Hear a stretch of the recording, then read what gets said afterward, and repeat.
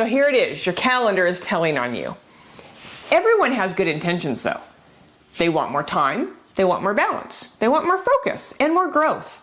They're going to tell you all day long what their priorities are. Family matters, health matters, growing the business matters. But if you really want to know what someone values, do not listen to what they say. Just look at their calendar. Because that calendar, it doesn't care about your intentions. It totally reflects your decisions. And most of the time, it's going to tell a very different story. So you can say that health is a priority. But if there is no time blocked out for it, it's really not. You can say your family matters most.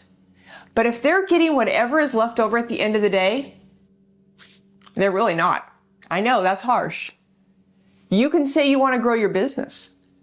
But if your calendar is filled with those low-level tasks and constant reaction, growth isn't what you're prioritizing.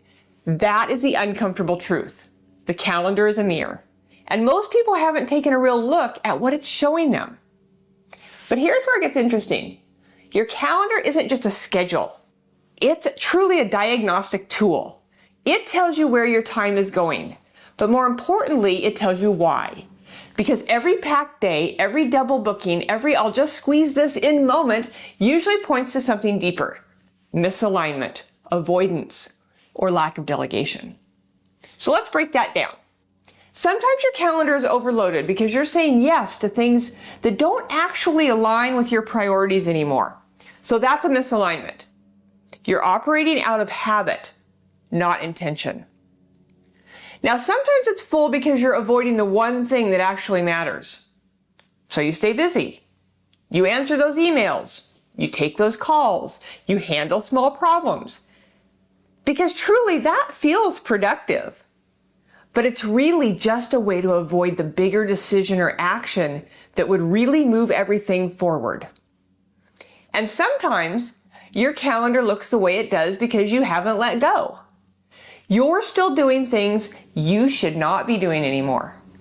Things somebody else could handle. Things that are keeping you in the weeds instead of where you actually create that value you need. So that's not a time problem. That's a delegation problem.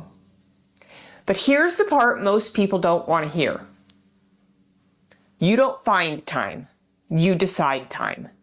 And if it's not scheduled, it's not real. Because what gets protected on your calendar, that's what gets done. Everything else, it gets pushed away. High performers, they don't just manage their time. They design it. They decide in advance what matters. They block for it, they protect it, and they build everything else around it. Not the other way around. So, if your week feels chaotic, if your days are feeling reactive, or if you feel like you're constantly behind, before you try to fix your productivity, I want you to look at your calendar. Not casually though. I want you to look at it honestly. What is it actually showing you? What are you prioritizing with your time? What are you avoiding? And what are you holding on to that shouldn't be yours anymore? Because once you see it clearly, then you can redesign it.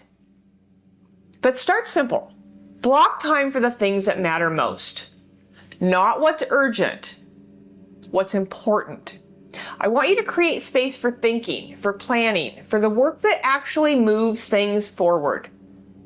And then you're going to protect that time like it really matters. Because guess what? It does. Your calendar is already telling you everything you need to know. The question is, are you willing to listen? And remember, it's always your choice to focus forward.